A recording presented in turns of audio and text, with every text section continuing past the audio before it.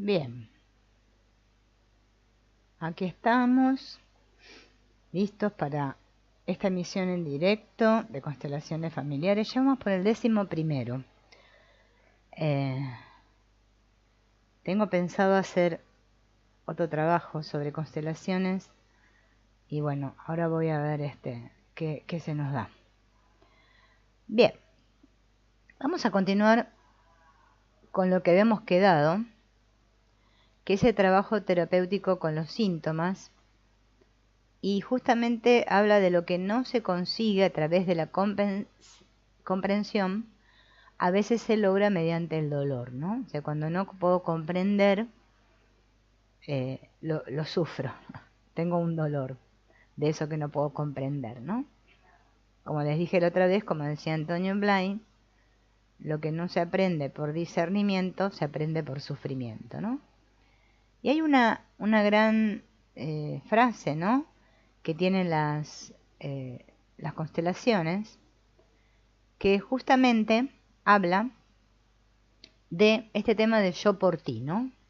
Yo lo hago por ti. Y dice que cuando estamos en esa compensación de yo lo hago por ti, es muy común que otro contraiga una enfermedad, ¿no?, en el lugar del otro, ¿no? Porque los síntomas constituyen intentos de llegar a un equilibrio en una familia. Recordemos que en las constelaciones hablan justamente de esta homeostasis, ¿no?, de este equilibrio que debe reinar, que este orden que tiene que haber para que se dé el amor. Entonces un tal Gudrun dice que cuando su padre tuvo la relación con aquella amiga, su madre había desarrollado una afección de tiroides, y cuando él se marchó de casa a los 18, contrajo la misma enfermedad. Me parece que ese fue el precio que pagué para poder dejar a mi madre. Entonces Bert Hellinger le dice, la intervención terapéutica sería decirle a la persona, yo lo hago por ti, sí, mejor 2 vocios que 1, a través del segundo el primero desaparece. Y Gudrun le dice, mejor que no, vi exactamente los síntomas que mi madre desarrolló. Y Bert Hellinger le dice, y la imitas muy bien, ¿no? Esto es otra cosa que se ve en las constelaciones, ¿no?, que nosotros imitamos siempre a alguien, ¿no? Acá tengo que ver que me está marcando algo de los bits. Esperen que voy a hacer un cambio acá. Voy a poner 5000. Ajá. Para que estemos, porque a ver si ahí mejora la emisión. Bien, hacemos esto, ¿no? De imitar a otros. O sea, de decirle yo lo hago por ti, yo lo hago en tu lugar. Y ese dice Hellinger que es una de las causas de las enfermedades, ¿no? Acá habla de otro tipo de síntomas, que es el dolor de cabeza. ¿Quién no ha tenido dolor de cabeza? Casi todos, ¿no es cierto? Hemos tenido dolor de cabeza. Y él dice que el dolor de cabeza es amor contenido. Entonces un participante explica que esa mañana tuvo un dolor de cabeza tan fuerte que por esa razón no pudo venir, ¿no? Y Hellinger le pregunta, ¿y ahora cómo están los dolores? ¿Y cómo eran esos dolores? Y el participante dice, tenía la sensación de que no tenían nada que ver con un resfriado. Lo sentía en la parte posterior de la cabeza y en la nuca. Entonces Hellinger dice, ¿sabes lo que significan los dolores de cabeza? Amor contenido. ¿Dónde tiene que ir el amor? Por ejemplo, expirar ya es un camino para hacerlo fluir. Mirar amablemente es otro camino. Mírame amablemente. Buenos días. Y el participante le dice buenos días, ¿no? Esto de mirar con benevolencia, Hellinger hace mucho hincapié en esto, ¿no?, que es muy sanador. Y también el hecho de expirar, ¿no? Expirar es cuando largamos el aire así, por la boca, ¿no? Hace mucho hincapié en este tipo de respiración. Otro camino es dejar que el amor salga a través de las manos. También así puede fluir, expirando, mirando con amabilidad y a través de las manos, ¿no? Así. Ponemos la imagen de esa persona, ¿no? A la cual no miramos con benevolencia. La miramos con benevolencia, expiramos, ¿eh? Y dejamos que salga el dolor a través de las manos, ¿no? Entonces la participante dice, muchas veces tengo la sensación de no querer lo suficiente a mi marido. Y Hellinger le dice, sí, es cierto, no lo haces. Y la participante pregunta, ¿y eso desaparece poniéndome a su lado conscientemente? Y Hellinger le dice, exacto. Y el participante dice, pero no fluye por sí solo, sino que una y otra vez tengo que hacerlo conscientemente. Y Hellinger dice, no importa, lo importante es que haga efecto, ¿no? A veces nosotros queremos con una sola vez, que ya, ¿no? Un expirar, mirar las manos, mirar con benevolencia, ya todo eso salga, y a veces no es suficiente. Hola, Egli, ¿qué tal? ¿Cómo estás? Y eso es un ejercicio, ¿no? La otra vez habíamos hablado algo de las manos, me parece, no me acuerdo bien, pero algo habíamos dicho. Bien, o sea, hablamos de la enfermedad de la tiroides, del dolor de cabeza, y ahora vamos a hablar de los dolores de espalda. ¿Quién no tiene dolores de espalda? Todos. Los dolores de espalda exigen una inclinación, ¿no? Los dolores de espalda siempre significan lo mismo. Una inclinación profunda que no se ha hecho.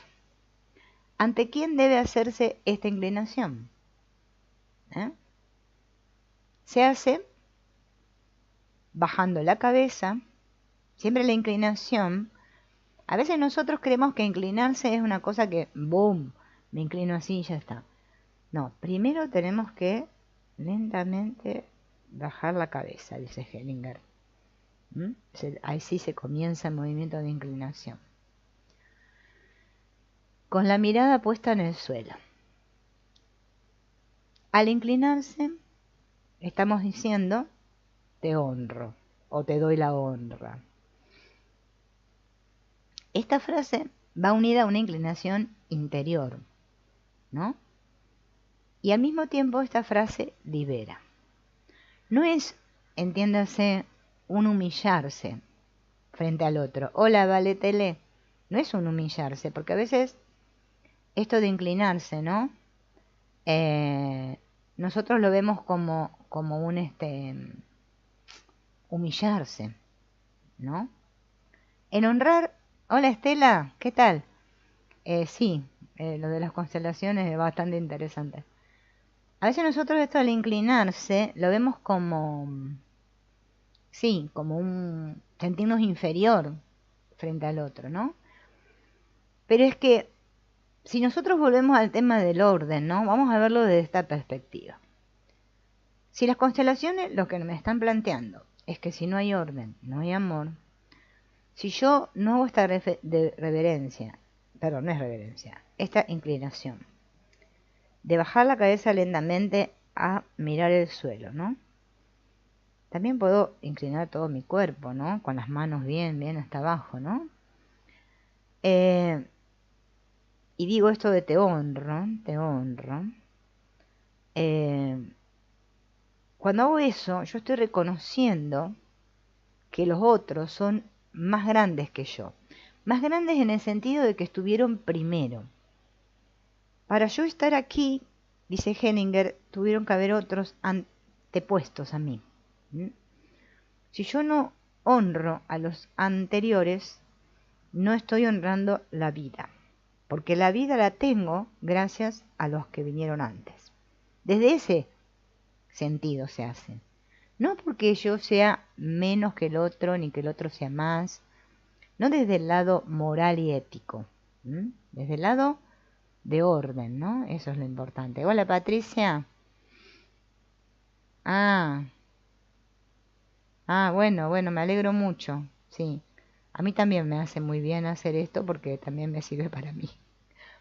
Bien, entonces si nos duele mucho la espalda, ¿sí? Ya sabemos que es justamente que no nos hemos inclinado ante alguien, ¿no? No le hemos dado la honra a alguien. Bien, ahora otro participante dice, al sentir a mi padre aquí, en el lado izquierdo, este lado se pone caliente. Después el calor pasa por aquí y finalmente empieza a dolerme la espalda. Entonces Hellinger le dice, los dolores de espalda siempre tienen el mismo significado. ¿Sabes cuál? Se pasan, ¿no? En cuanto la persona se inclina profundamente ante alguien, hasta tocar el suelo. ¿Sí? O sea, inclinarnos sería, ¿no? No hacerlo de golpe. A ver, yo voy a ver si lo puedo hacer para que ustedes lo puedan ver, ¿no? Ajá. Hola. Sos la misma que está allá arriba. Hola, vale. Bien, yo me voy acá en este espacio que tengo, muy pequeño el espacio que tengo acá, pero bueno. Yo creo que, a ver, voy a poner la cámara acá para verme. No sé si ustedes me ven a mí ahí, aunque no me vean la cabeza, no importa. A mí me pone un poco más atrás. A ver, ahí se me ve un poco más la cabeza. Lo importante del movimiento de honra, bueno, primero que tengo que imaginar a quién estoy honrando, ¿no? Delante mío, ¿no? Ahí está. Es, primero que las piernas estén así, medio como abiertas, no cerradas, sino con un abierto. Que la cabeza vaya descendiendo suavemente, como dijimos recién, hasta con mis ojos ver el suelo. Y después, sin levantar la cabeza, o sea, que la cabeza siga floja, floja, floja, floja, ahí, después recién ahí, vamos lentamente doblando el cuerpo, hasta lo más, que digamos, la elongación de mi cuerpo me pueda dar, ¿no? Sería hasta lo que me dé, porque hay personas, bueno, que tienen un poco más de facilidad para elongarse y otras que tienen menos, no importa. No sé si se entiende esto que dije. Bien.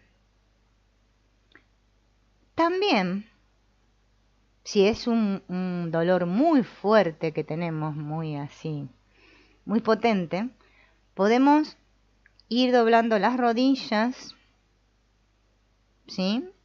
Y luego estirar todo nuestro cuerpo boca abajo en el piso, que nuestra frente dé contra el piso y que los brazos queden estirados así, con las palmas hacia arriba, como que los brazos toquen las orejas. Si no me entiende, ¿no? Yo no lo hago en el piso, pues no me van a ver.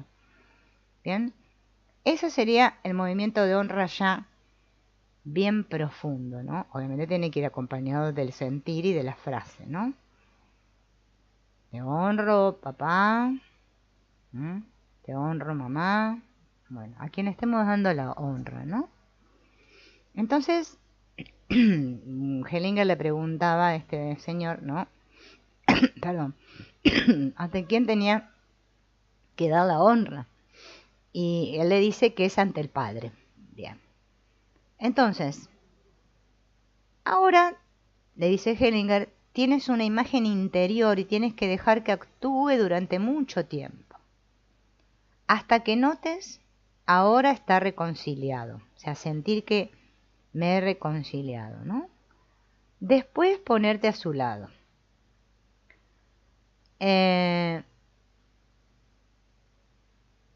Y acá dice, ¿no?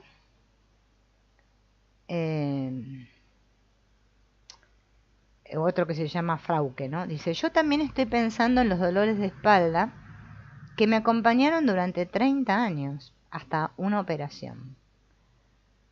Hasta ahora siempre pensaba que tenía algo que ver con llevar y soportar. Y Hellinger dice, sí, esta es una interpretación muy común. Si fuera acertada, habría muchas menos personas con dolores de espalda. Entonces, volvemos a recalcar. Si yo sufro de muchos dolores de espalda, es que no me he inclinado ante alguien y no le he dado la honra. Los dolores de cabeza son amor contenido, ¿no? Y ahora vamos a ver otra cosa muy común, que también es la adicción, ¿no? La adicción a lo que sea, cualquier sustancia, ¿no? Tiene también un origen, ¿no? Dice Hellinger. Según mi parecer, la dinámica principal en la adicción es la del hijo que no puede o no debe tomar de su padre. Fíjense en lo que dice. Es la del hijo que no puede o no debe tomar de su padre. Hola, Patricia. Desde Colombia. Bienvenida. ¿No? Y fíjense en que dice, la madre le comunica. O sea, estamos hablando de la relación madre-padre. La madre, o sea, cuando pasa esto de que hay adicciones, es que la madre le dice al hijo o hija, ¿no? Aquello que viene de mí es bueno, y lo que viene de tu padre y de toda la familia de tu padre no vale nada, no tienes que tomarlo. Toma solo de mí. ¿Sí? Esa es la dinámica oculta en las adicciones. Que la mamá, ¿sí?, le dice a los hijos, no es que se lo diga verbalmente, se lo puede decir a nivel inconsciente, ¿no? Hay montones de actitudes mediante las cuales se dice esto a los hijos. Solo lo que te doy yo, o sea, yo, mamá, soy la buena. Y todo lo que viene de mamá, ¿sí?, es lo bueno, ¿bien? Y lo que tenés que tomar es de mí. Toma de mí. De tu papá no. No tenés que tomar nada. Eso es la dinámica detrás de cualquier adicción, ¿no? Entonces, ¿qué dice el hijo? Si únicamente puedo tomar de ti, o sea, de la mamá, le dice el hijo a la madre, ¿no? Me vengo de esto, ¿no? De esto que vos decís que papá es malo, es como, lo estoy haciendo más hacia un nivel más que criollo, ¿no? Me voy a vengar de papá tomando tanto que me perjudique, ¿no? O sea, voy a tomar lo que me perjudique. Entonces, ¿qué es lo que hace el hijo? Solo toma de la madre y del padre no. Por eso recurre a la adicción para perjudicarse, ¿no? Es decir, que la adicción es la venganza y a la vez la expiación por no poder tomar al padre. ¿Sí? Y a veces estas dinámicas se ven mucho en las familias, ¿no? Díganme ustedes si no se ven en las de ustedes. En justamente eso, ¿no? Que la mamá no permite que justamente que los hijos tomen al padre, que vayan hacia el padre, ¿no? Entonces después se dan estas dinámicas de adicción. Nosotros después vamos a hacer, ¿sí? Pero esto voy a hacer otras clases, ¿no? De constelaciones, todo de ejercicios sistémicos, en donde vamos a ver todo esto. Por eso yo a través le explicaba, no me acuerdo cómo se llamaba la persona, que primero quiero dar esta teoría, esta base, y después que empecemos a trabajar, ¿no? Con diferentes ejercicios, ¿no? Para llevarlo a la práctica, ¿no? Bueno, pero dice que en eso mismo también encontramos ya la solución. En cuanto una persona, con la mirada puesta en su madre, toma del padre y le concede un lugar, puede dejar la adicción. Esto vale tanto para la adicción al alcohol, a las drogas, también para la bulimia, que es otro desorden, ¿no? Es un desorden alimentario, ¿no? Al menos constituye un componente que merece ser tenido en cuenta en cualquier tipo de adicción. La adicción frecuentemente se desarrolla cuando la madre impide el acceso al padre. Los drogadictos, tanto hombres como mujeres, solo pueden ser tratados por terapeutas hombres, dice Hellinger. Si una mujer se hace cargo de la terapia, por regla general se pone entre el cliente y su padre, evitando así la solución. El que mejor puede establecer el acceso del cliente a su padre es un hombre. De lo que aquí se trata es de las buenas imágenes interiores. Si un terapeuta tiene la capacidad de dar al padre del cliente o de la cliente un lugar en su corazón, también podrá representarlo, ¿no? Y hay otro participante que dice que él conoce 2 casos de adicción en los que el padre murió muy temprano, ¿no? Y Hellinger dice, exacto, esa persona puede ponerse una foto de su padre y sentado delante de ella decirle, salud papá, a tu lado me gusta, y después beber todo lo que le apetezca. Esa sería una posibilidad, ¿no? Es como que justamente, ven, la dinámica es justamente esa, ¿no? No haber tomado al padre porque la madre no lo permitió. Por eso es tan importante que la madre permita ese acceso hacia el padre, ¿no? Ya esto desde el nacimiento, ¿no? Por eso yo la otra vez les decía de muchas mamás o parejas, ¿no? También puede ser el papá que haga eso, ¿no? Que hablan de su hijo en singular o hijos, mis hijos, ¿no? Como si fueran míos, como si fueran una propiedad. Ahí estamos haciendo las cosas mal. Son nuestros hijos, porque yo no lo pude tener sola a los hijos, ¿no? Y a veces vieron con todo este auge que hay ahora del feminismo y todo esto, ¿no? Muchas mujeres tienen ese problema, ¿no? De rechazo hacia los hombres. Ya venimos las mujeres con todo este asunto del rechazo hacia los hombres desde años y años, imagínense. Bien. ¿Qué pasa cuando se presenta un caso de anorexia? Vieron que la anorexia también es una enfermedad alimentaria muy común, ¿no? Especialmente en la adolescencia, pero también se puede dar en cualquier edad.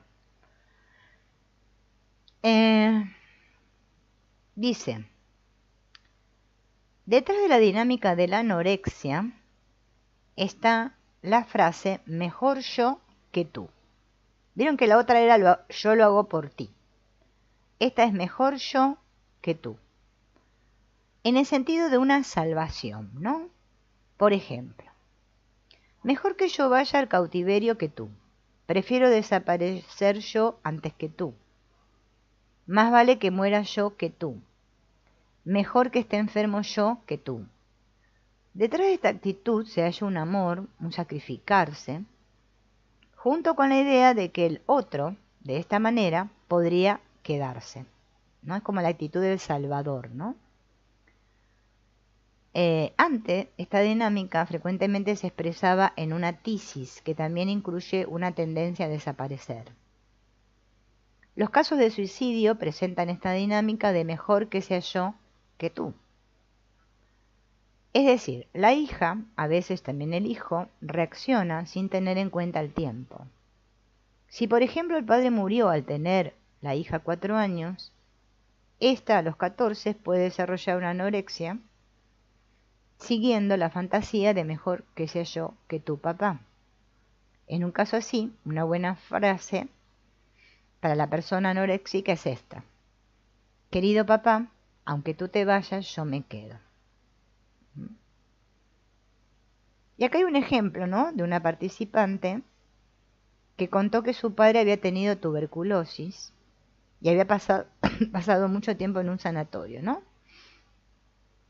De tanto en tanto venía a la casa unos pocos días y con el tiempo en esa familia nacieron 8 o 9 hijos.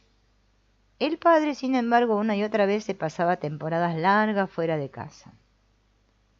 Cuando finalmente se desarrollaron medicamentos nuevos, el hombre se curó y pudo volver a su casa definitivamente. Cuando configuran la constelación, el padre en la constelación se encontraba totalmente apartado y se vio claramente que a su vuelta no se le había recibido con ilusión. Por eso la situación aún era la misma que cuando estaba en el sanatorio. A la mujer joven que configuró la constelación de su familia, le dije que era posible recuperarlo. Poco tiempo después, los padres celebraban el aniversario de su boda, todas las invitaciones ya estaban enviadas, así que la hija se propuso celebrar esa bienvenida durante la fiesta de sus padres. Hace poco, al contar esta anécdota ante un grupo, uno de los participantes dijo ser amigo de aquella mujer y contó que ésta realmente lo hizo así y que fue un gran éxito, ¿no? Otro ejemplo es el trabajo con una mujer joven de 17 años que le ingresan en una clínica psicosomática de Alemania, y Hellinger hacía la supervisión en dicha clínica y la cliente acudió a esa sesión. Entonces Hellinger preguntó por los sucesos o vivencias incisivas en la familia,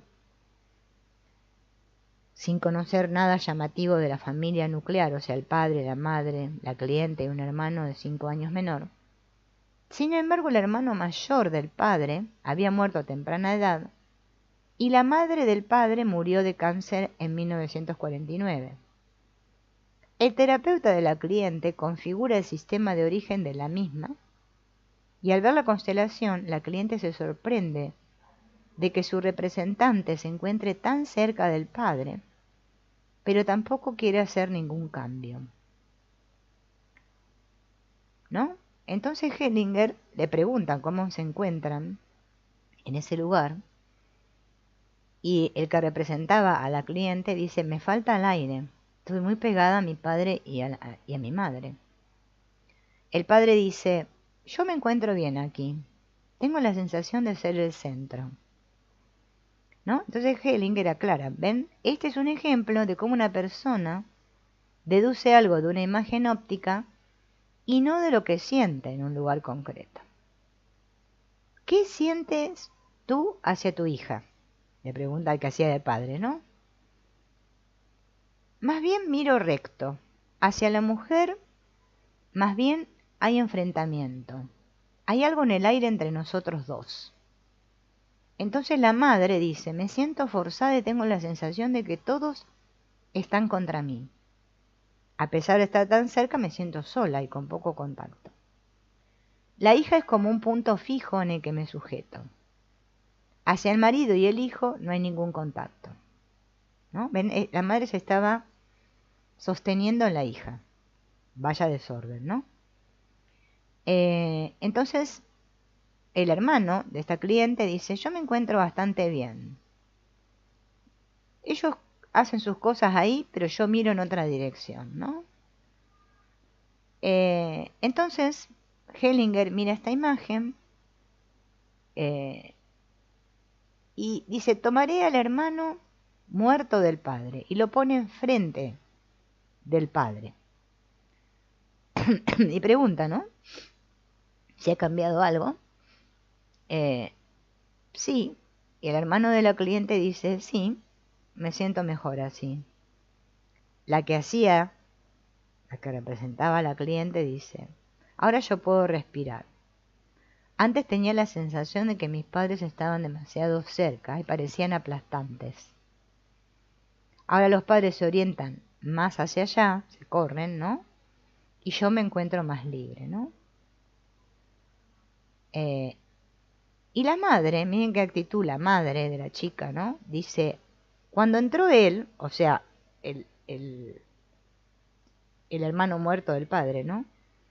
Dice: tuve la sensación de que me quitaba el poder, que se me quitaba el poder.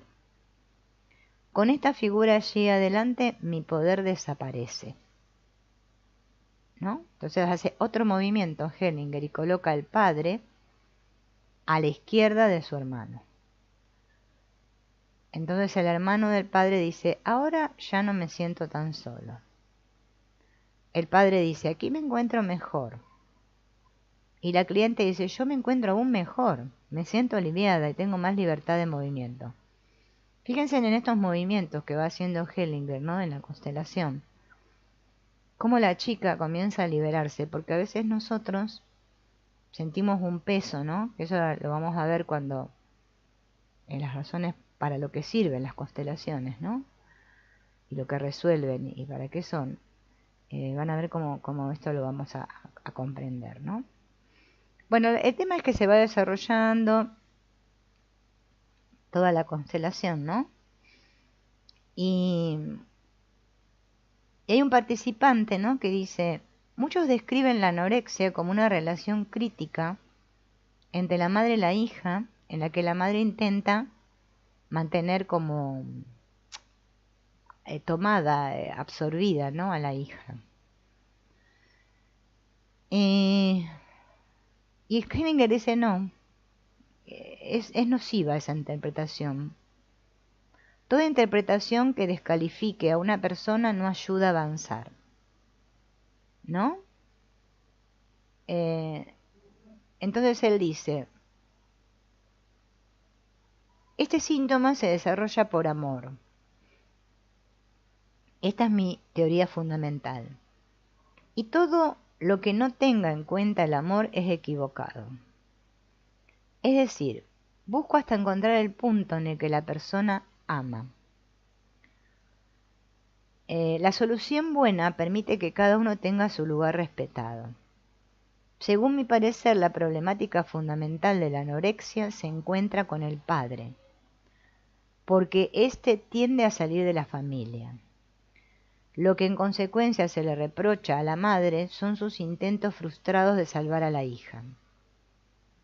En el curso de esta constelación pudimos ver muy bien las fases terapéuticas intermedias, ¿no? Durante un tiempo ella se encontraba bien en un lugar, después ya no quería quedarse ahí. Tales constelaciones son dinámicas, por lo que nunca deben tomarse como imágenes estáticas. A veces se recorre todo el camino terapéutico en una constelación, ¿no? Entonces una enfermera que estaba ahí dice, sí, pero ¿cómo se trata al paciente, ¿no? Al cliente que es anoréxico después, ¿no? De todo esto ella no engorda, ¿no? Hay que hacer algo para que llegue a comprender que tiene que tratar la vida de una manera diferente. Y Hellinger dice, yo esperaría y confiaría plenamente en la imagen que ahora tiene. Las dudas, por el contrario, interfieren en la solución, incluso si no se expresan verbalmente, ¿no?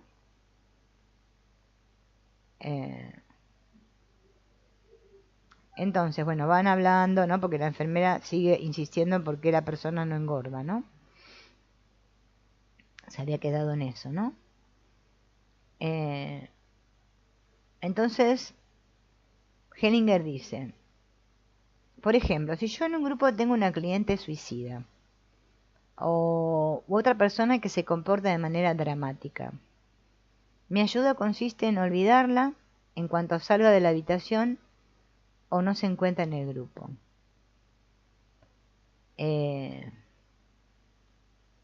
Entonces, dice Hellinger, no se le debe ignorar, ¿no? El ignorar a una persona aún implica un vínculo. Yo vacío mi alma de esa persona. De esta manera ya no encuentro ninguna superficie de ataque, ni tampoco tiene ningún poder sobre mí. La relación se acaba inmediatamente, el otro tiene que defenderse solo y sus fuerzas se concentran. Preocupándose, cuando uno se preocupa por el otro, lo debilita, ¿no? Y agrava sus síntomas. Fíjense en que los padres, especialmente los padres, ¿no? Tenemos esa tendencia, ¿no? Hola Fernanda, bienvenida. A preocuparnos. Y vemos que el preocuparse por otro es algo bueno, lo vemos como bueno en el mundo. Es más, si no me preocupo parece como que soy malo. Pero cada vez que yo me preocupo por alguien, lo estoy debilitando, ¿no? Y estoy agravando sus síntomas.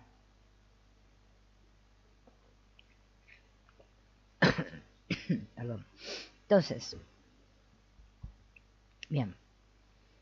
Pero, si yo tomo medidas sin preocuparme, ¿no? Todos en el sistema van a tener más fuerza, ¿no? Entonces, bueno, la clave sería no preocuparse, va, hablando mal y pronto, ¿no? Bien. Ahora vamos a ver la bulimia. Habíamos dicho un poquito de la bulimia, pero vamos a ver de dónde viene la bulimia.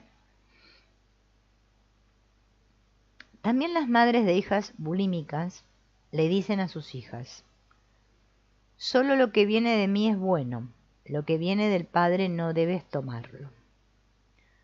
Así la paciente toma la comida y vuelve a escupirla.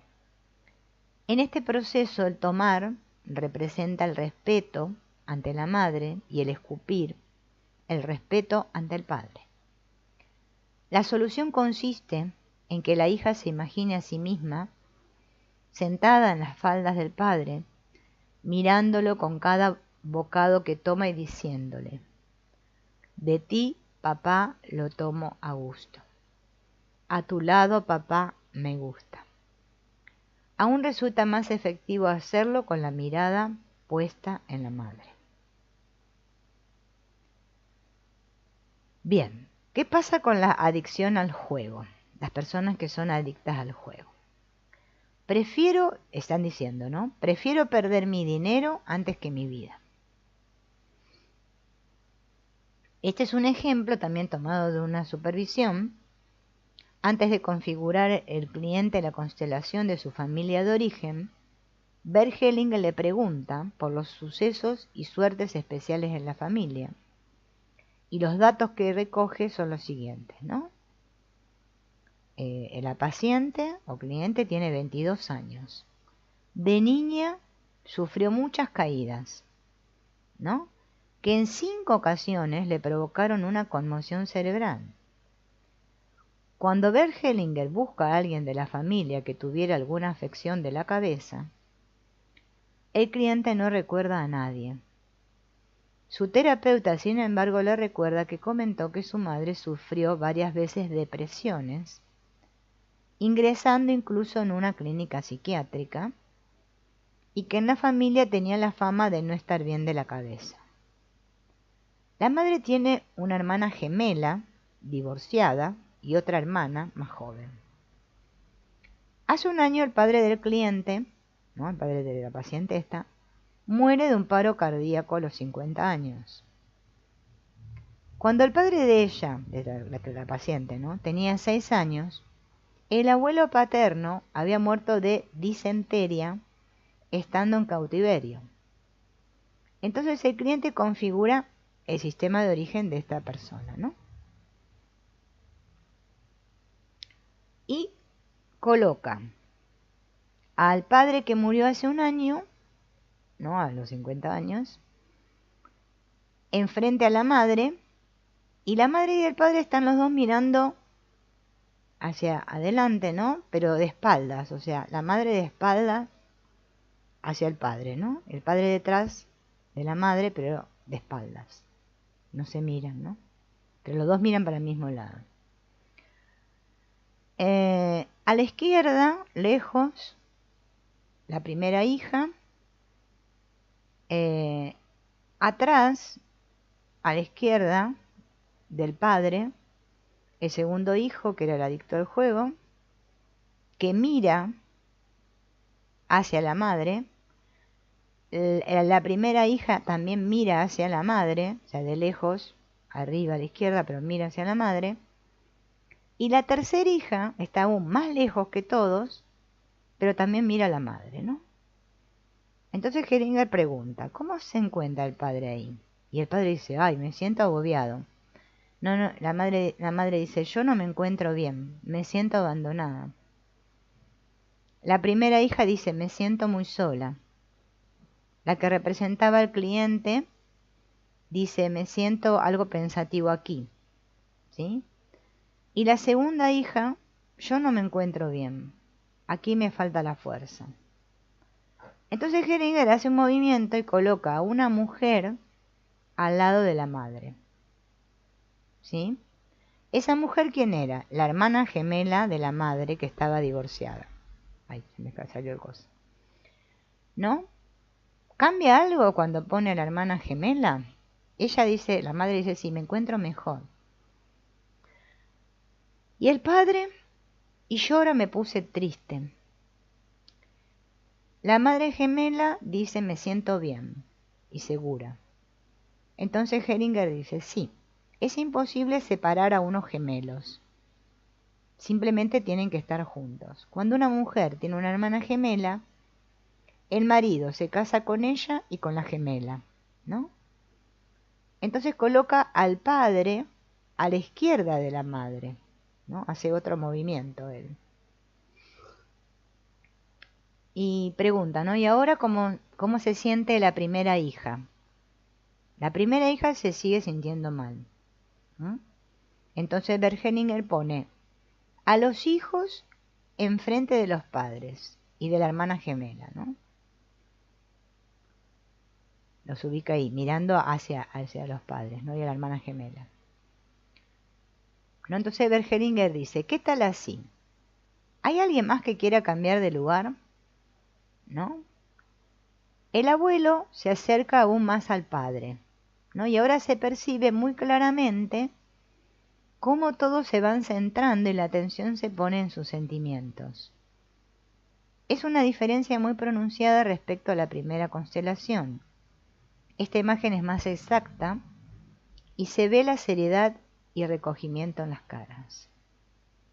Entonces le pregunta al cliente, que era el adicto al juego, ¿no? ¿Se acuerdan?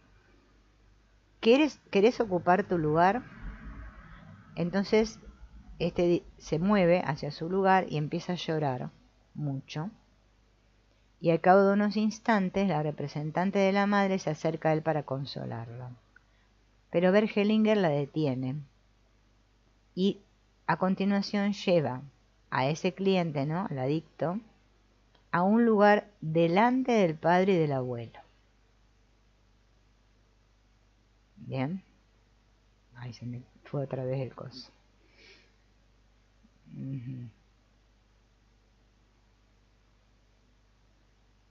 A ver, me perdí.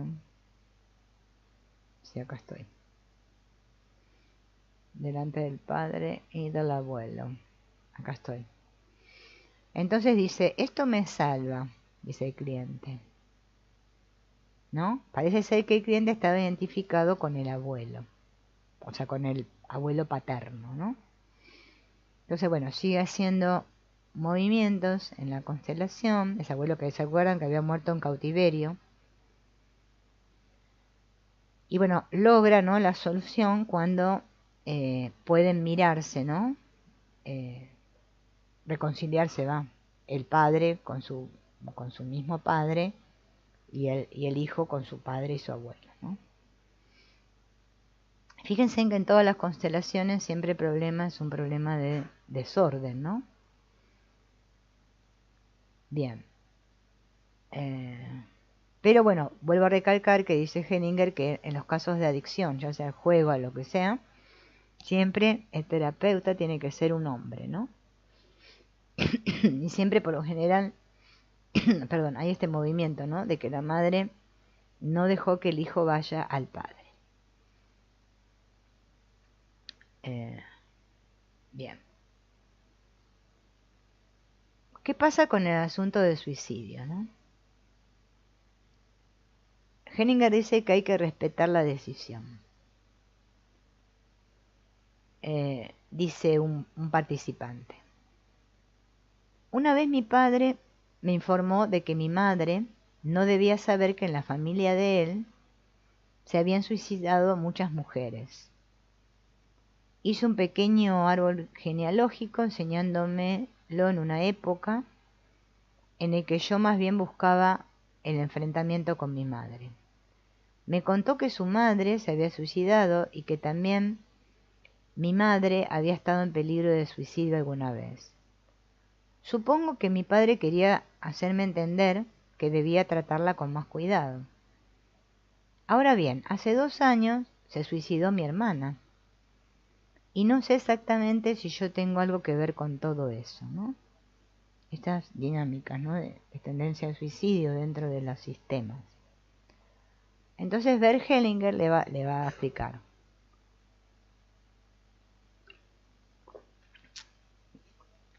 Cuando se da una interpretación de este tipo, ¿no?, se suicidaron porque los hombres eran tan déspotas, ya se puede olvidar.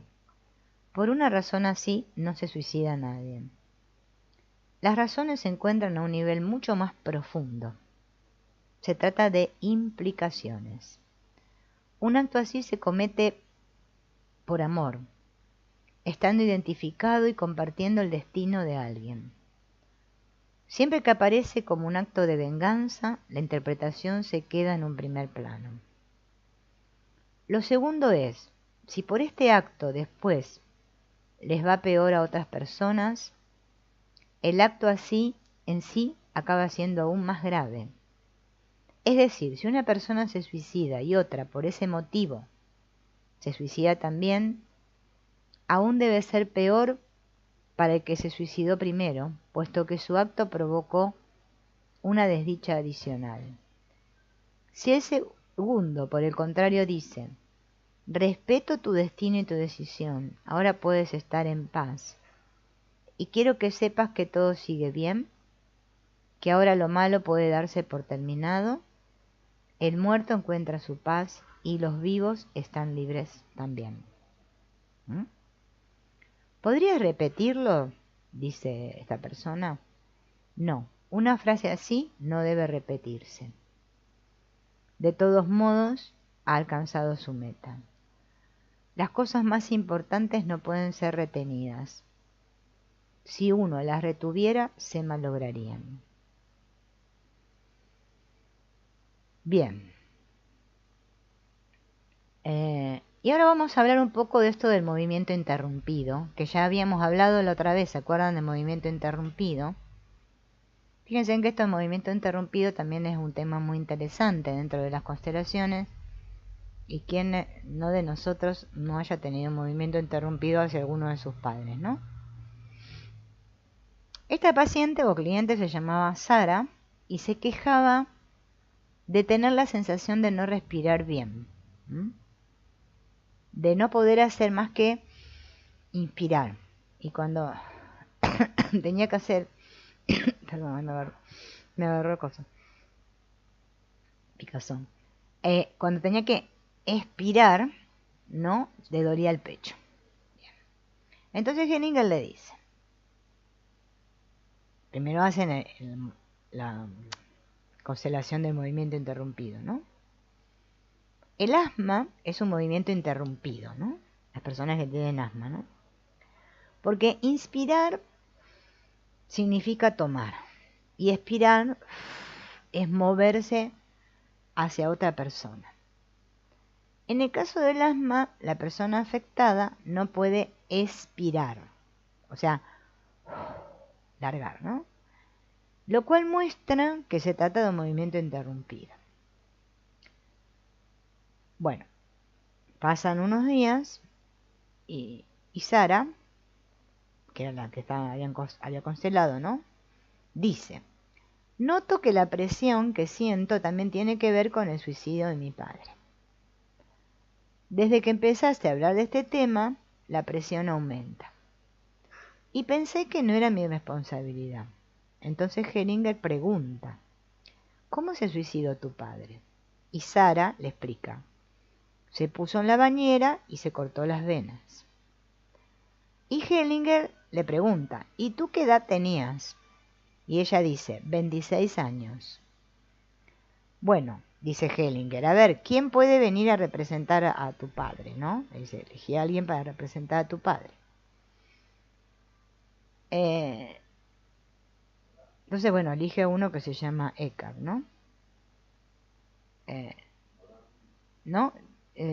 Dice: haré un ejercicio diferente contigo. Entonces le pide a este Eckhart, que va a ser el representante del padre de la chica, de Sara, que se tire en el suelo, con la espalda, o sea, boca arriba, ¿no?, con la espalda en el piso. Y Hellinger le dice a Sara: ponte de espaldas a su lado. Sara se pone de espaldas a su lado, lo más cerca posible, y Sara empieza a llorar. Imagínate que estás mirando al padre muerto en la bañera. Entonces Sara llora y dice: no, no. Entonces Hellinger dice: no, no, eso se hace con amor. Abre los ojos y dile: querido papá, me pongo a tu lado. Entonces Sara lo repite. Respira tranquilamente. Sara llora. No, No tienes que llorar. Eso no lleva a ninguna parte. Repítelo tranquilamente. Querido papá, me pongo a tu lado, dice Sara, ¿no? Y Hellinger dice, exacto, ya está. Ahora quédate tranquilamente en este sentimiento y respira. Así se neutraliza la identificación. Al grupo, si se encuentra a su lado, ya no puede estar identificado. La relación sustituye la identificación y la disuelve. ¿Bien? Entonces Hellinger dice, hay que abandonar la dramatización. El sentimiento recogido es sin emoción. Cuando se dice tranquilo es acertado. Por lo tanto hay que alejarse de lo ruidoso y al final tiene que ser todo simple. Esta es la solución, ¿no? Vieron que en las constelaciones, ¿no? Bueno, que constelaciones se hacen en muchos lugares y hay muchos consteladores y bueno, hoy en día que están todos con las constelaciones, es más, ¿no? Hay personas, vieron, que dramatizan. Bueno, todo eso dice Hellinger que no sirve. Las frases tienen que ser dichas sin emoción, porque si no, no llegan al inconsciente, no producen la solución. Es normal que, bueno, que rompamos en llanto o alguna cosa así, pero es que como que no sirve eso.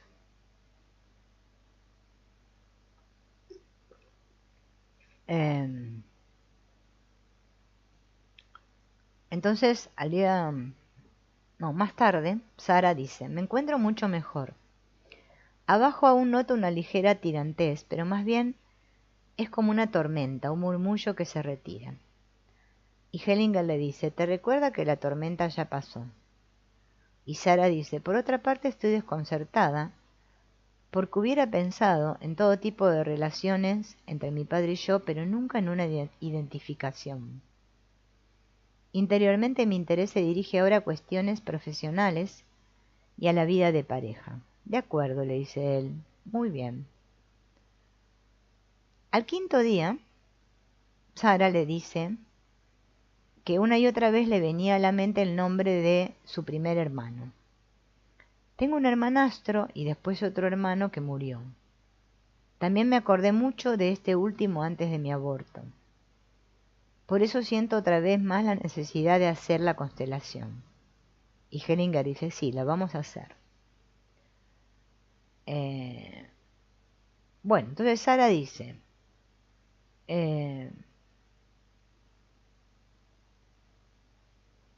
a ver, ¿no? O sea, hacen la constelación y él configura al padre, pone a la madre, o sea, el padre que se suicidó, ¿no?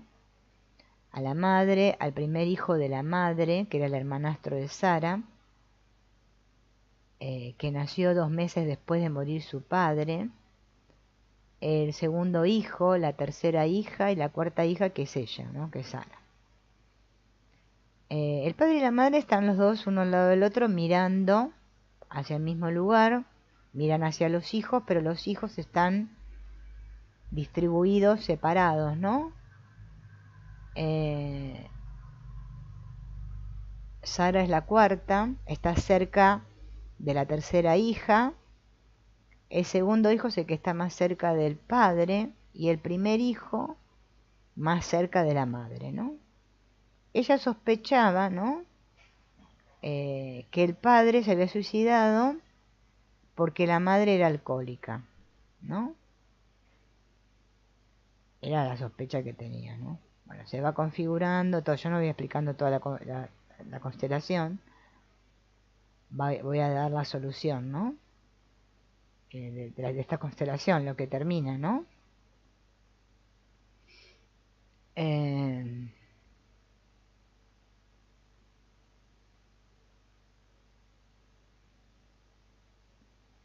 A ver, esperen que la encuentre.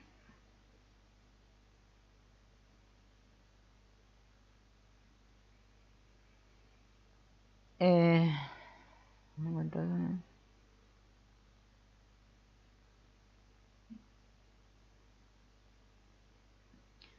Sara dice, yo supongo que mi padre siempre quiso que mi madre se suicidara con él, ¿no? Y Hellinger dice, así van los sistemas. De tales suertes puedes deducir lo que significa el concepto de purificación. En la tradición espiritual existe la idea de camino de purificación, de una profunda purificación interior. Sin embargo, no es posible realizar una purificación a un nivel de persona, ¿no? Personal. O sea, intentando purificarse de los propios pecados o deseos. La verdadera purificación es la liberación de las implicaciones del sistema. Sin esta purificación no puede haber ningún desarrollo ulterior, ni tampoco es posible lograrlo a través del recogimiento, ¿no? Entonces Ángela, que es la otra participante, pregunta,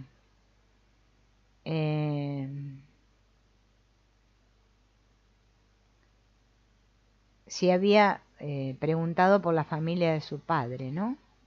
Y Hellinger dice, no, en este caso no. Cuando hay algo tan explosivo en el presente, no es necesario mirar más allá en el pasado. Para Sara lo importante es que dejes que los muertos encuentren su paz.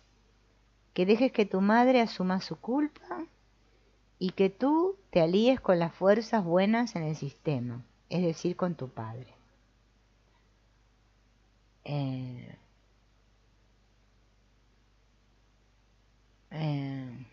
Entonces Hellinger le dice, bueno, primero habla Sara, ¿no? Dice, está bien con mi padre, me voy despidiendo. Y Hellinger dice, no, yo no lo haría. No, no, no, dice ella. Y Sara, no, no lo digo que le dice Hellinger, ¿no? Y Sara dice, bueno, estoy triste. Y eso es cierto. Entonces Hellinger le dice, sí, porque para ti está muerto.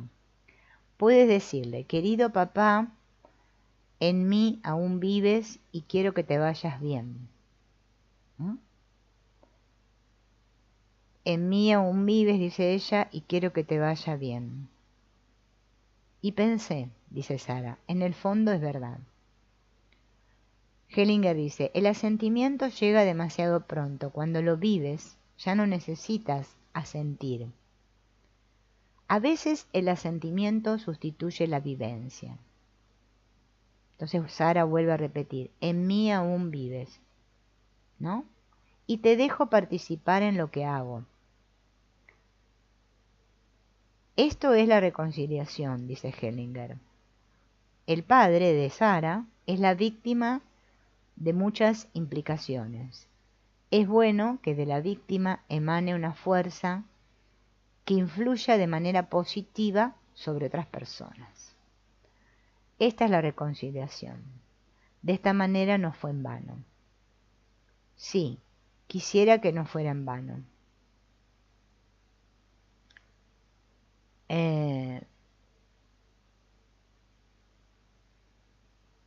Entonces Sara dice, sí, quisiera que no fuera en vano, dice Sara, ¿no? Nuestra familia se extingue y el nombre desaparece. Entonces Hellinger le dice, no, no, no, no, estás desviando la conversación. Eres un caso perdido y aquí lo dejaré. Pero quizás se te aparece otra vez tu padre en sueños para decirte lo que es esencial. Quizás a él lo escuches más que a mí, ¿no? Le dice Hellinger. No, dice Sara, también me gusta escucharlo de ti, le dice Sara a Hellinger, ¿no? De momento lo vamos a dejar ahí. Lo esencial está dicho y ahora tengo que confiar en que de ahí nazca algo nuevo, ¿no? A veces son tan fuertes las implicaciones, ¿no? Y más que en el tema este que estamos trabajando con personas que ya, o sea, murieron. Y es muy difícil esto de la despedida y todo esto. Y solamente tomarlos en nuestro corazón, ¿no? Es tan enredoso todo, muy enredoso. Bueno,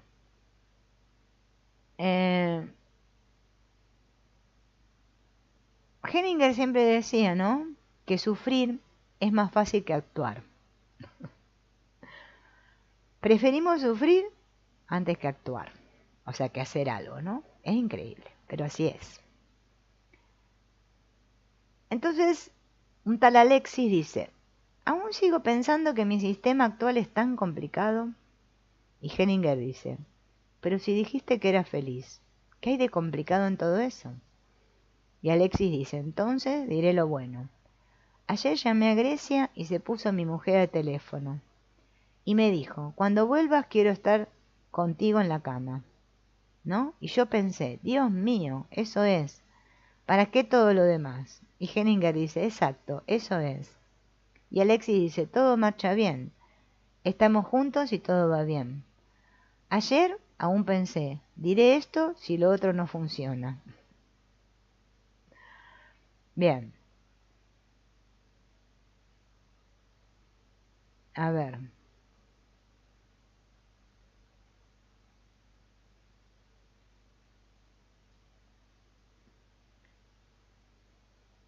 Una y otra vez, dice un participante, me vienen imágenes de mis abuelos.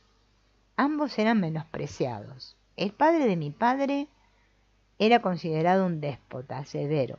Exteriormente tenía bastante parecido conmigo y llevaba barba. El otro tenía fama de calavera y don Juan, un irresponsable que se escabullía. Me doy cuenta de que me supone un gran esfuerzo hacerlos resucitar de nuevo. En general, si quiero que el principio masculino se enderezca, simplemente no encuentro ningún lugar para ello. Entonces Hellinger le dice, te va a servir de mucho si sigues así.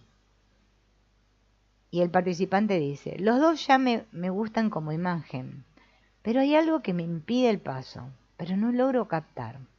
Entonces Hellinger le dice, tienes que ponerte al lado de estos hombres con la vista puesta en sus mujeres. Así sabrás lo que significa tener valor.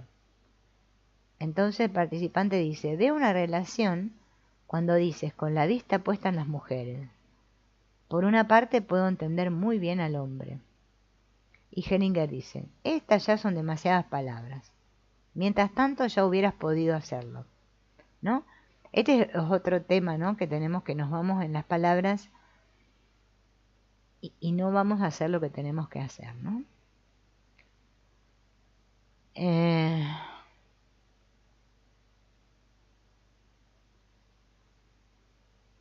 Hay una participante que dice, tengo la impresión de que en nuestra relación de pareja ninguno de los dos valora lo suficiente la familia del otro.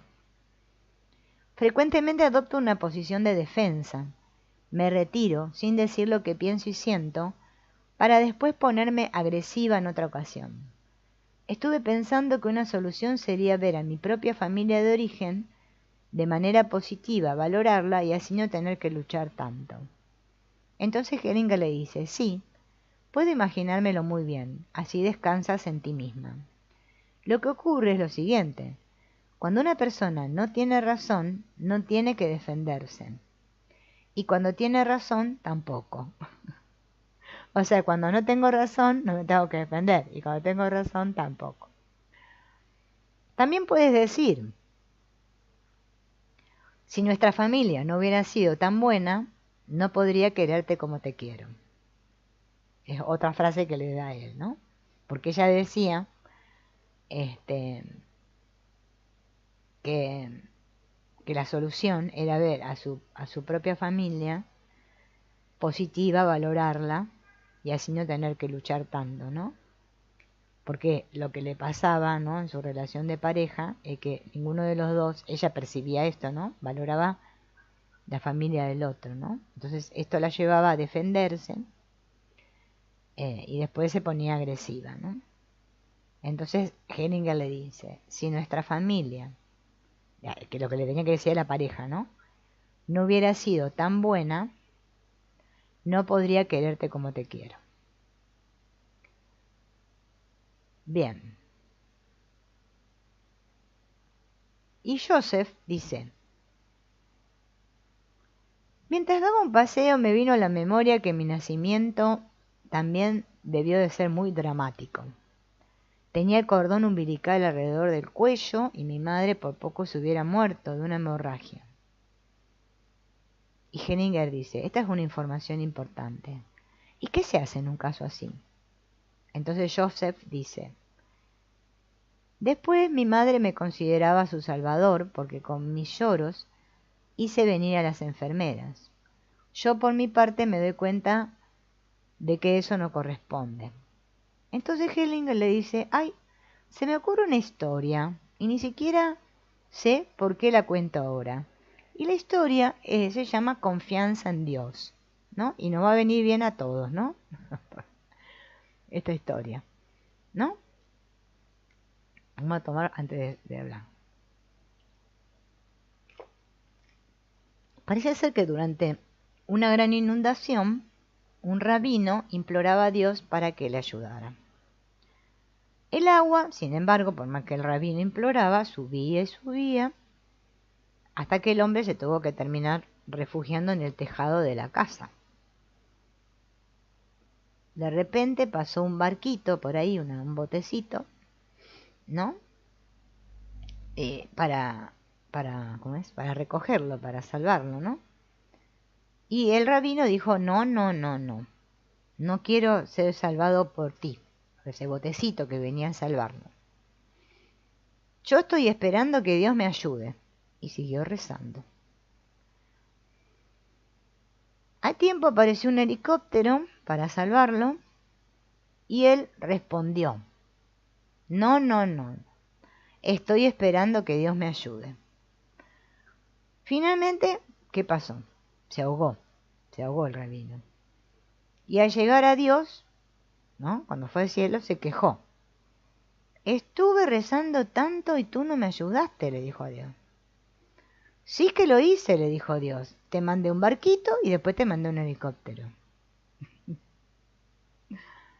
Silencio prolongado. ¿No?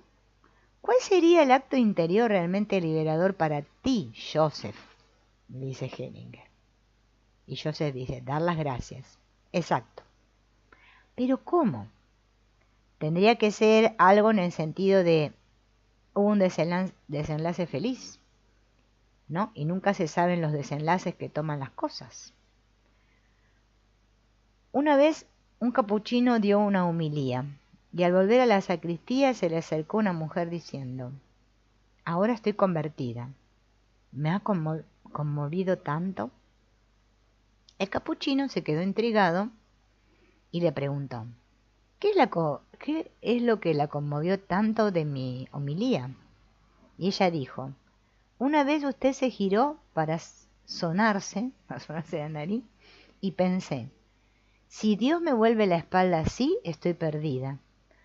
Esta es la diferencia entre el actuar de la persona y la providencia divina. Qué increíble, ¿no? Fíjense en que si nosotros reflexionamos, ¿no? Todos son cuestiones de imágenes internas. Todos son imágenes internas, es increíble. Bueno, ahora vamos a hablar un poco del movimiento hacia el todo. Movimiento hacia el todo, hacia algo más grande. Hellinger le llama mind, spirit mind, ¿no? El movimiento del espíritu.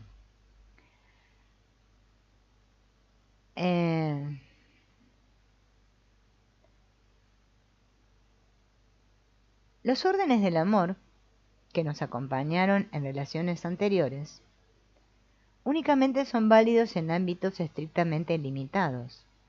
Son diferentes para las relaciones del hijo con sus padres, diferentes para las relaciones de los padres con sus hijos, diferentes para las uniones libremente elegidas y diferentes entre parejas. Si estos órdenes se aplican más allá de dichos ámbitos, por ejemplo, a Dios, al destino o al todo, se convierten en desorden. Fíjense, si estos órdenes se aplican más allá de dichos ámbitos, por ejemplo, a Dios, al destino o al todo, se convierten en desorden y en absurdo. Algunos se refieren a Dios como hijos a sus padres, buscando un Padre Dios o una gran madre. Ellos creen como niños, esperan como niños, confían como niños, aman como niños, los temen como niños y como niños, quizás también temen el saber. Esto es muy común, ¿no?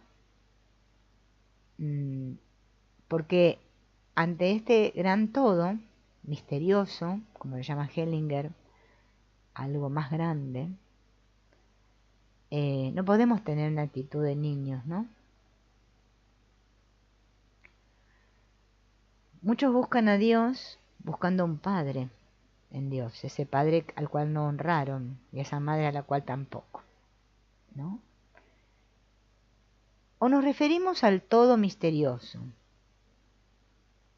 como al todo, o sea, todos los antepasados, toda la red familiar, por una parte, ¿no? Nos sabemos consanguíneos suyos en una comunión, ¿no? Porque somos todos el mismo.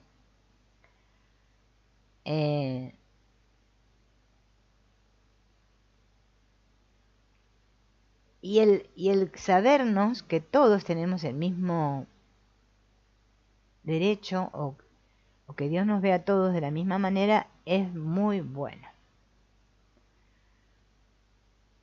O nos comportamos así, o nos comportamos hacia todo como si en un grupo de iguales nos encontráramos convirtiéndonos en sus colaboradores y representantes, pactando y negociando con Él, haciendo una alianza y reglamentando por contrato los derechos y los deberes, el dar y tomar y la ganancia y la pérdida. También nos podemos relacionar así, ¿no? Fíjense, estas negociaciones que hacemos con Dios. O sea, voy a volver a nombrar para que quede más claro. Algunos buscan a Dios o ven a Dios como si ellos fueran un niño y Dios, el Padre, ese que andan buscando, ¿no? Otros se refieren al todo misterioso como a los antepasados y a la red familiar. Sabemos que somos consanguíneos tuyos, ¿no? Pero también creemos en que Dios tiene una ley implacable, ¿no? La cual no podemos comprender. Otros se comportan hacia todo, ¿no? Como si nos encontráramos en un grupo de iguales, pero en una competencia, negociando con Dios, haciendo pactos, alianzas. Otros nos comportamos con el todo misterioso como si estuviéramos en una relación de pareja, en la que hubiera un amado y una amada, un novio y una novia. Otros nos comportamos con el todo misterioso como padres con su hijo, diciéndole lo que acaba de hacer mal y lo que tendría que hacer mejor, cuestionando a Dios, si este mundo no nos parece bien, de la misma manera que pretendemos salvarnos a nosotros mismos y salvar a otros. O por el contrario, al referirnos al misterio de este mundo, dejamos atrás los órdenes del amor que conocemos, abandonándonos al olvido, como si ya estuviéramos en el mar y todos los ríos hubieran alcanzado su fin. ¿No?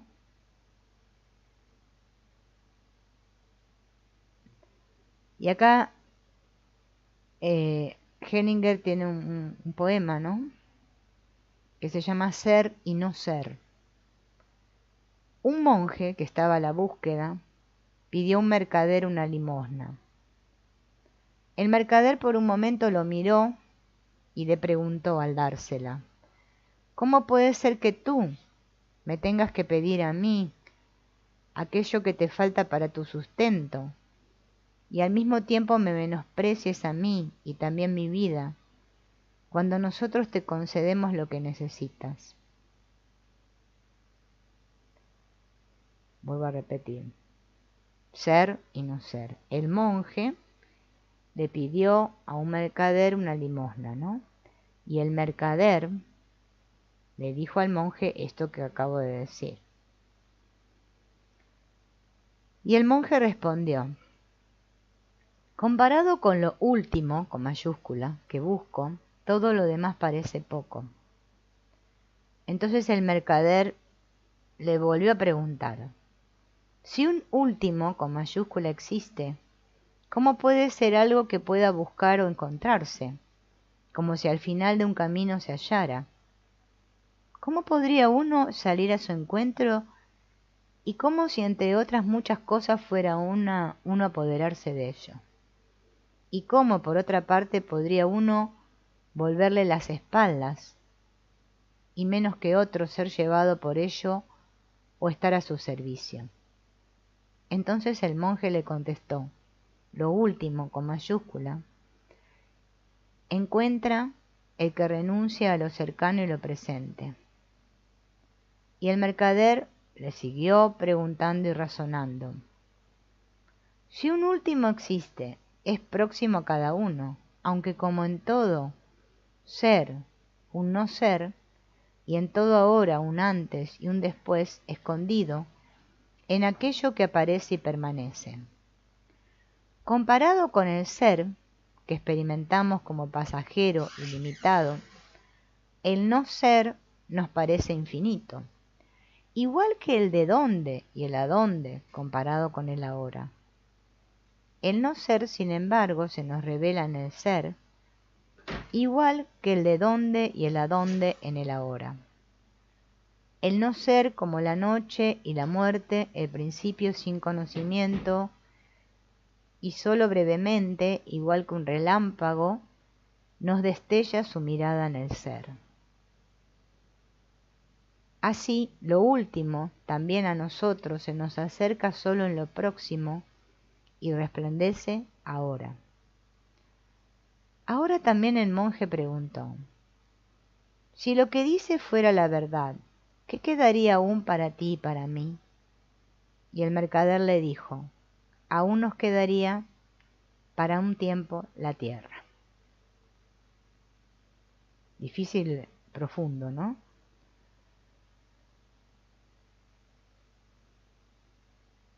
Y ahora vamos a hablar de la fe de la creación y la fe de la revelación. El padre de un participante de uno de los seminarios se salió de una orden religiosa, formó una familia y tuvo varios hijos con su mujer.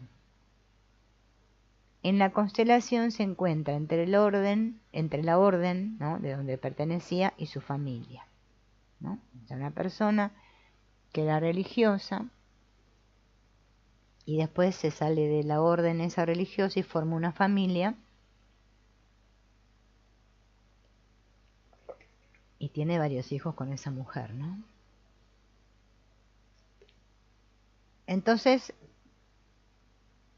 está hablando del padre de un participante, ¿no? Hellinger le dice: mirando esta constelación, a tu padre le hubiera ido mucho más fácil en el convento. Frecuentemente es así, por eso lo menciono.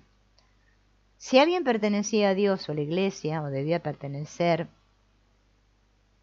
a Dios y deja la orden o la Iglesia, frecuentemente esa persona después se limita o vive de una manera más limitada que si hubiera seguido de clérigo o de religioso. En los católicos esta dinámica aún actúa con más fuerza, ya que las limitaciones, por ejemplo el celibato, son aún mayores.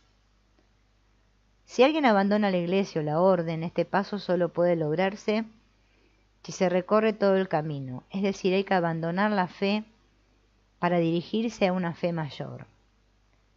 Puesto que es una fe mala la que se imagina que un hombre tendría la posibilidad, el derecho, la obligación de pertenecer a Dios de una manera especial, y que ese Dios se enfadaría si la persona hiciera algo que está de acuerdo con la creación, la fe y la incredulidad están inseparablemente unidas en el alma, al igual que la inocencia y la culpa, y de la misma manera que siempre existe una tira y afloja entre la inocencia y la culpa, así también hay una interacción entre la fe y la incredulidad.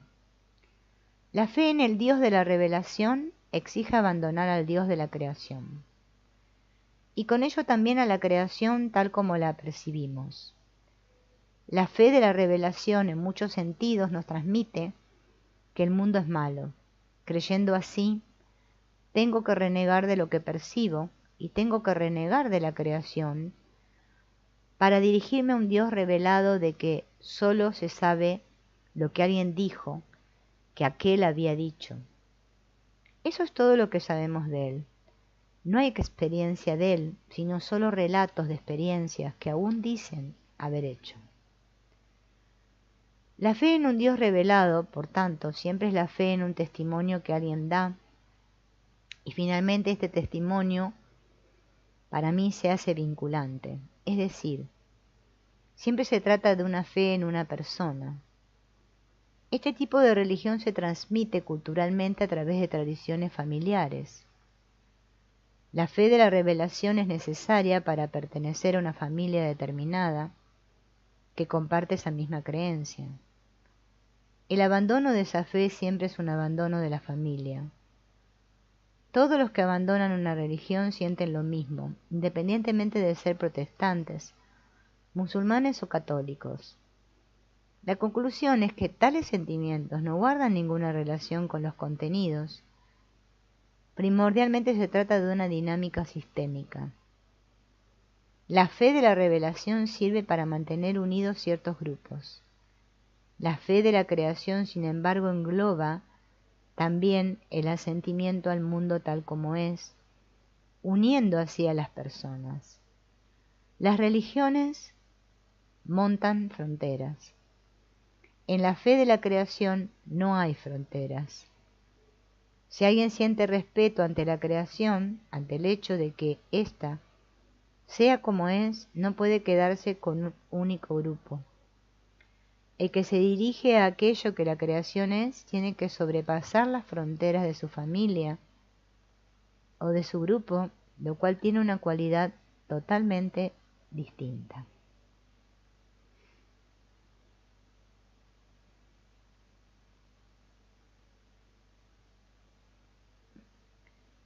Y vamos a hablar un poco del camino de Bert Hellinger, ¿no?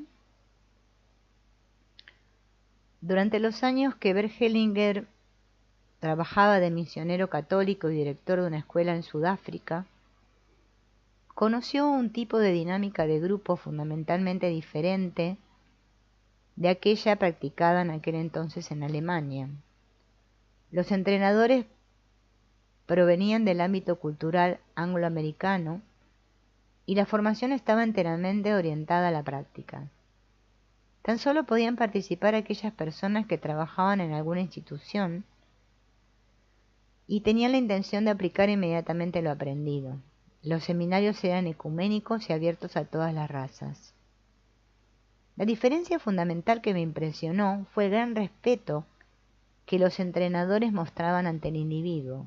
Eran duros, pero siempre con respeto. Nunca hubo ningún abuso por parte de los entrenadores. Aún tengo presente a uno de ellos que se llamaba David. Él es un ejemplo que actúa en mi alma. El impulso decisivo que de él recibí fue la pregunta que en aquel entonces me hizo: ¿qué te es más importante, los ideales o las personas? ¿Qué sacrificas a qué? Después de esa pregunta no dormí en toda la noche y le estoy muy agradecido. A continuación practiqué este principio que llegó a formar parte de mi trabajo a mi vuelta a Alemania. Otra experiencia decisiva fue el primer seminario de Gestalt dirigido por Ruth Kohn en Alemania. Fui el primero en la silla caliente y durante esa sesión tomé una decisión fundamental para mi vida. Más tarde me alejé de la terapia de la Gestalt, ya que muchas veces el enfrentamiento entre un underdog y un top dog me parecía como un juego. Pero no quisiera infravalorar la terapia de la Gestalt. El segundo elemento decisivo fue una formación psicoanalista en Viena. Durante un encuentro de fin de semana para los candidatos probamos diferentes cosas. Una participante propuso que simplemente gritáramos con la letra A. Así lo hicimos, disfrutando realmente ese ejercicio. Cuando más tarde se lo conté a mi analista, este me recomendó un libro que había recibido que se trataba de Primal Scream, el grito primario, de Janov. Él mismo no lo había leído. Yo lo miré y me quedé fascinado de su inmediatez y de la rapidez con la que se conseguía un objetivo. En el siguiente seminario de dinámica de grupo apliqué directamente algunas de sus ideas y me quedé asombrado de su efecto.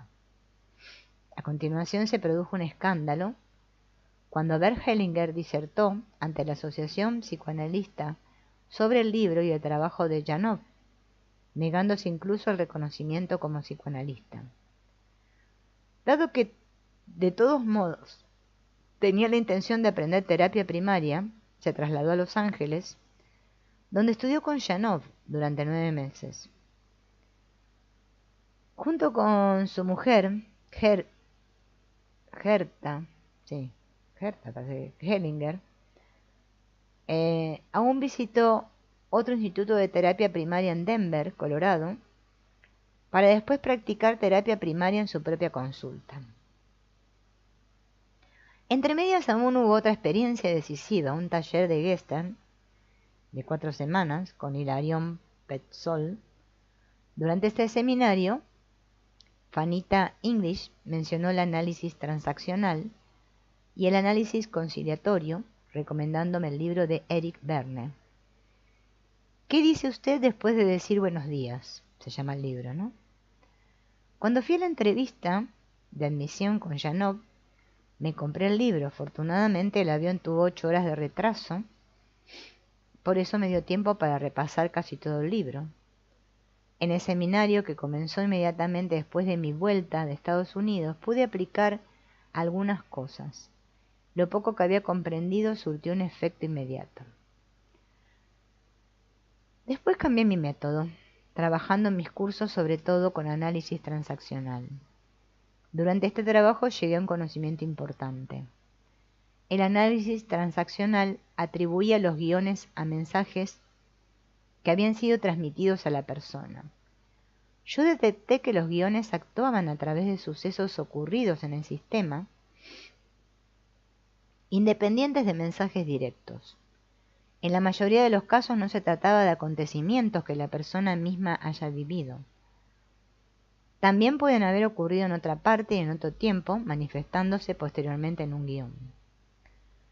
De repente surgió un aspecto multigeneracional, y a partir de ese momento, mi trabajo de análisis transaccional cobró un enfoque sistémico, descubriendo paulatinamente y con más claridad las leyes según las cuales se producen identificaciones y cómo se disuelven los guiones disolviendo la identificación. Después el trabajo con guiones ya no fue más un complemento.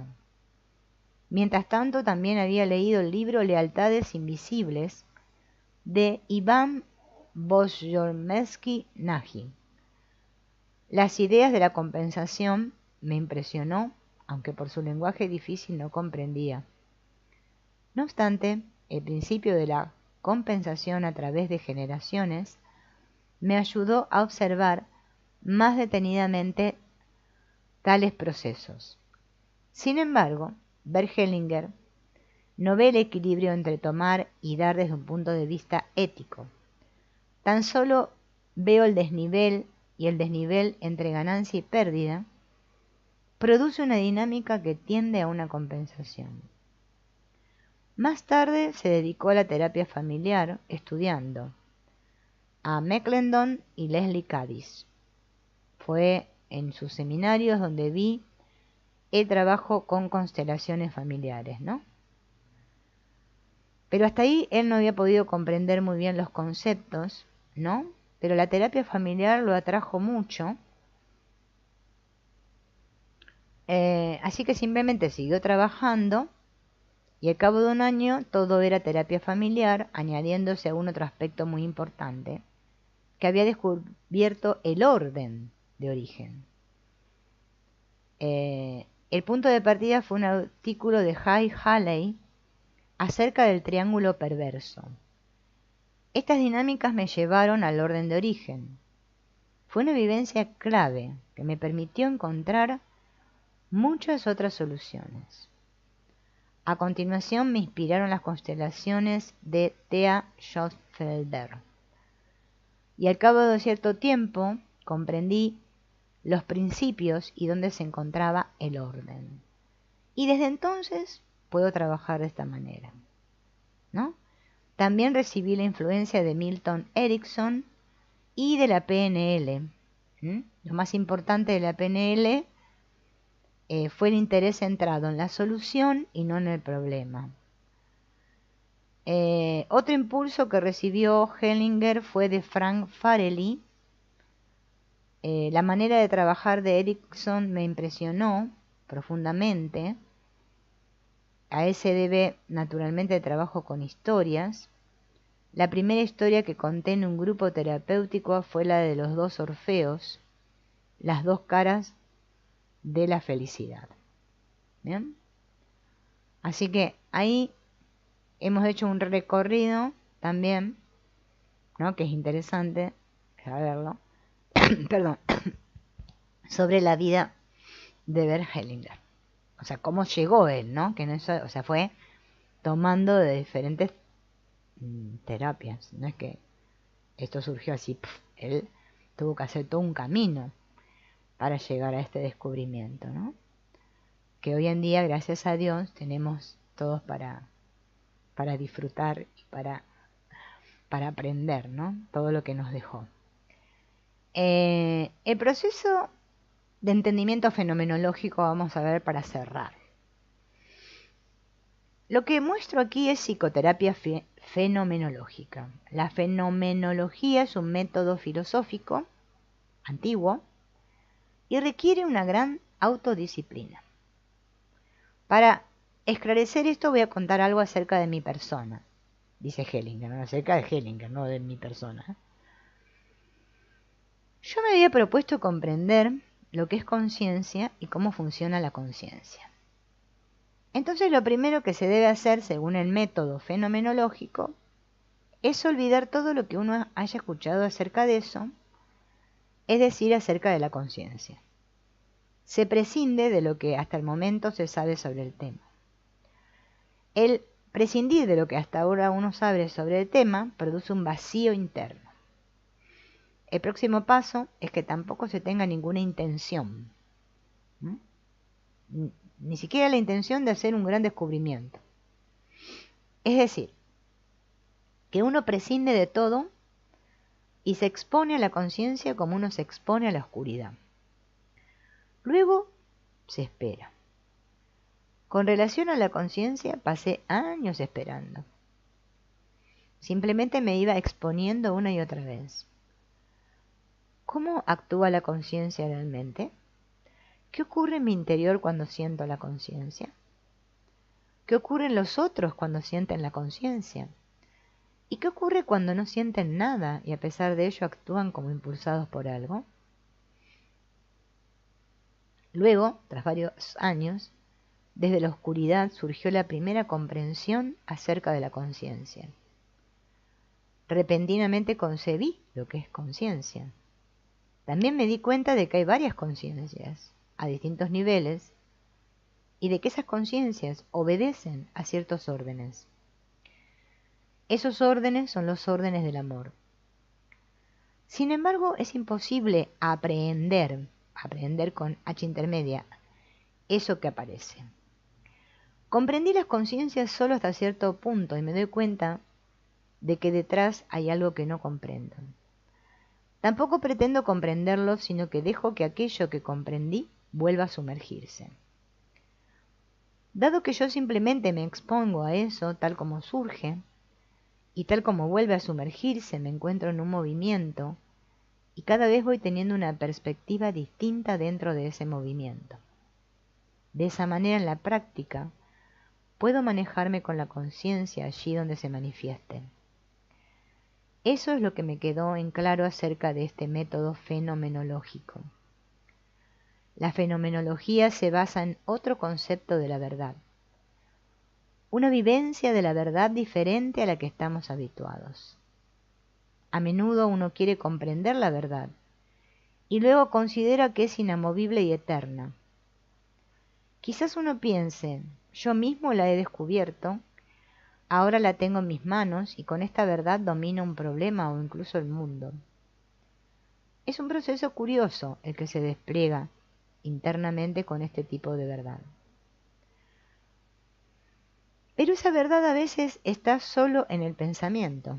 Entonces hay una controversia entre aquellos que piensan que eso es la verdad y otros que piensan que lo otro es la verdad. Y cada uno opina que la tiene, la verdad. Así la verdad se vuelve el balón de juego de las luchas de poder. Todos conocemos esto. El caso de la verdad fenomenológica es totalmente distinto. Esta verdad aparece fugazmente y en ese momento algo sale a la luz y se ve un brillo. Pero cuidado con querer alcanzarlo, ya que desaparece de inmediato. Buscar trabajar a fondo, por ejemplo, es esa forma de querer alcanzarlo. O el temor ante lo que pueda ocurrir cuando se muestre como ese querer llegar, pero de otra manera. Ahí uno quiere que el brillo desaparezca. Pero si me encuentro en la actitud fenomenológica, la verdad tiene el permiso de aparecer tal como ella quiera. La miro. Me inclino ante ella y permito que vuelva a partir. Mediante su aparición, su efecto es mucho mayor que hablar de ella. Simplemente está y se vuelve a ir. Esa también es la razón por la que vuelve a aparecer siempre de forma distinta y jamás es la misma.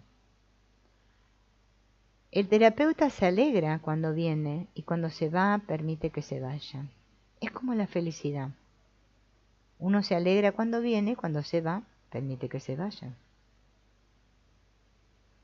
Por eso aquí tampoco hay controversias. Una verdad emerge, todos la pueden ver y vuelve a hundirse. Aquello que ha emergido actúa en el alma, pero no sé cómo. Si yo percibo a un paciente y le digo, ahora tenemos que ver de ordenar eso un poco más, entonces aquello que emergió se retira. Y del fuego quedan solo cenizas. Es decir, en este tipo de terapia se trata sobre todo de una actitud básica.